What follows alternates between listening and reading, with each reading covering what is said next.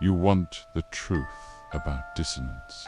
It is the moment a man holds evidence in his hand, while a smiling thief calls him maddened. He almost believes her.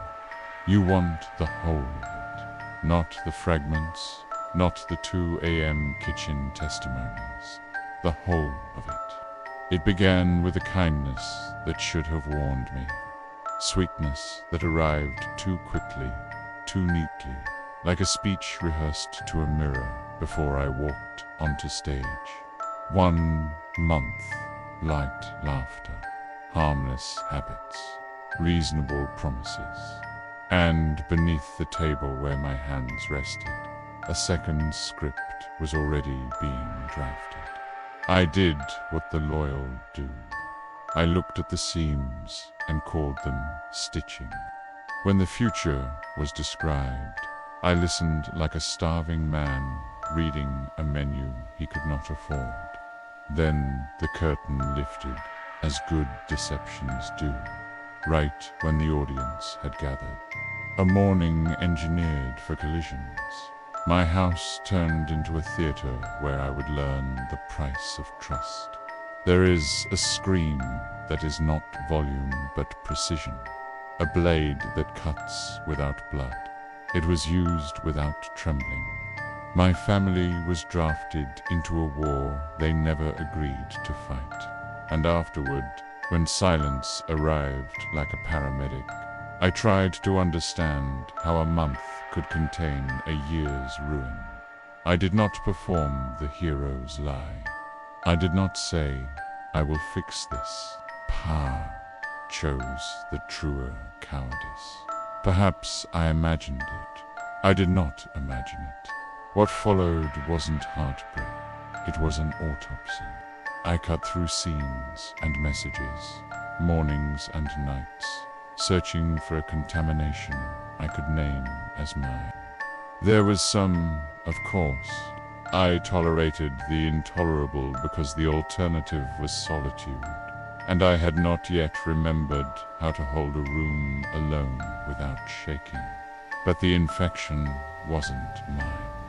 It had a shape, a schedule, a hunger I recognized from a previous life. Years in which lies were tools, love was a purchase, and reality belonged to whoever spoke last with the greatest confidence. Gaslighting, a modern term for an ancient practice. Make a person doubt their memory, and they will doubt their worth. Make them doubt their worth, and you won't need chains. You'll only need the suggestion that they are lucky to be here. Some people don't leave because they're ready to love elsewhere. They leave because their theater requires a fresher audience. It isn't affection, it's seasonality. The same script to new applause. And me. I tried reason with someone who needed fuel, not reason. I presented facts to a mouth that eats facts and calls them slander. I said, "Here is a better choice." The reply, "Here is why you are cruel for asking." I wrote letters I never sent, because paper deserves better than please. Tails slept 9 hours across 5 days and called it progress when I reached 10. The body does not heal on a schedule. It bargains with the event until exhaustion names a price you can pay. Cold sweats, the nervous system whispering, "We are still in the house," even though you left a spine like live wire. The door might open, the scene might replay. This time you will say the perfect sentence that saves everyone and humiliates no one. There is no such sentence. I waited for accountability.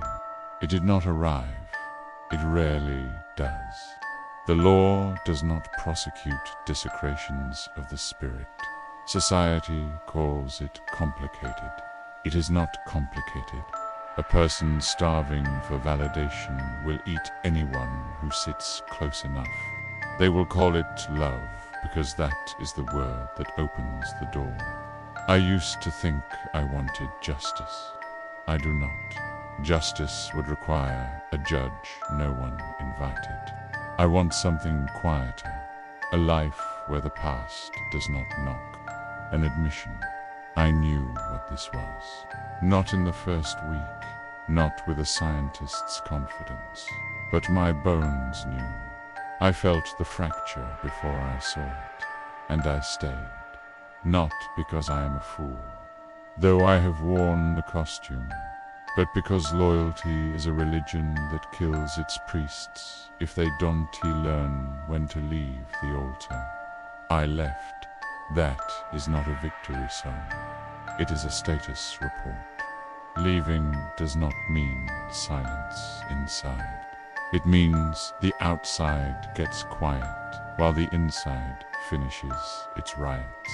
I could tell you about the messages, the disgust reserved for those who finally learnt the cost of things.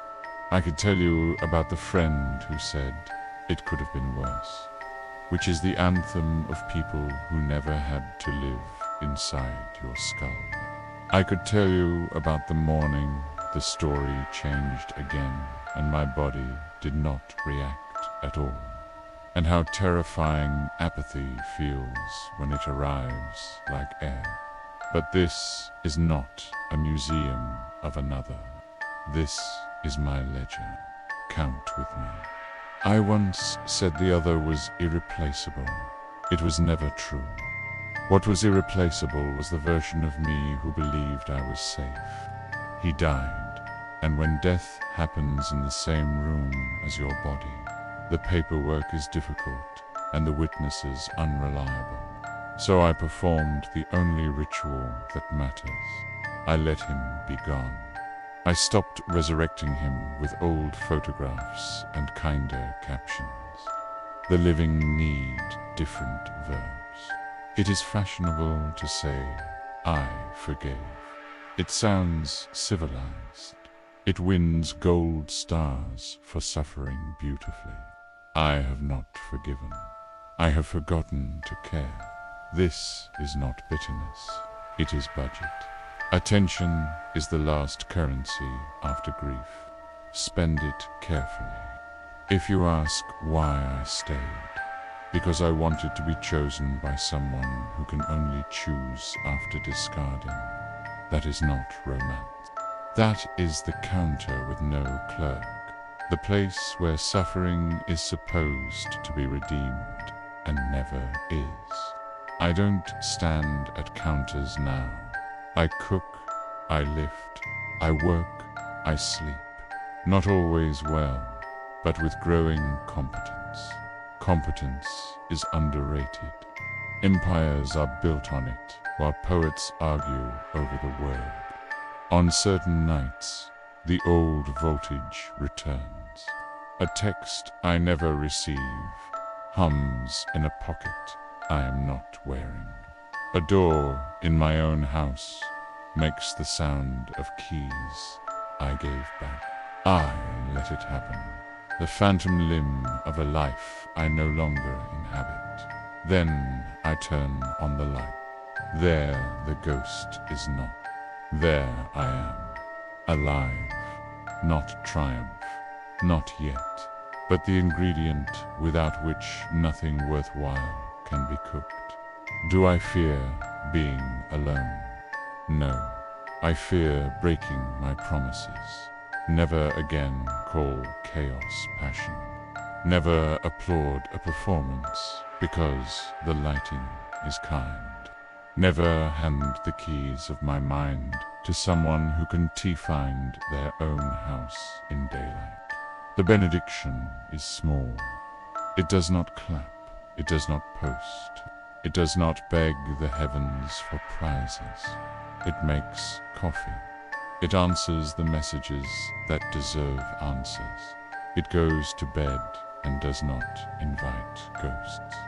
I know exactly what this was, and I do not care what it becomes next.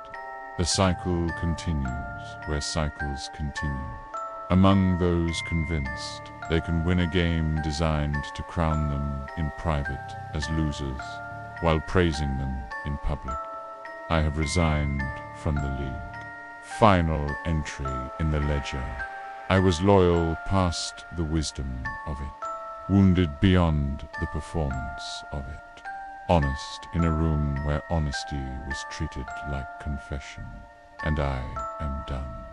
Not with love, do not insult me, but with worship of those who cannot tell the difference between being adored and being fed. There may be someone who does not punish presence with suspicion, who does not sabotage boredom into drama, who does not call boundaries cruelty or silence contempt, who does not mistake steadiness for a challenge to their audience. If no one arrives, I still have my life back. If someone does, I will know. No mask survives a person who has studied seams. This is not a manifesto. It is a receipt, paid in full. With years I will not recover, and peace I will not misplace again. Lesson over.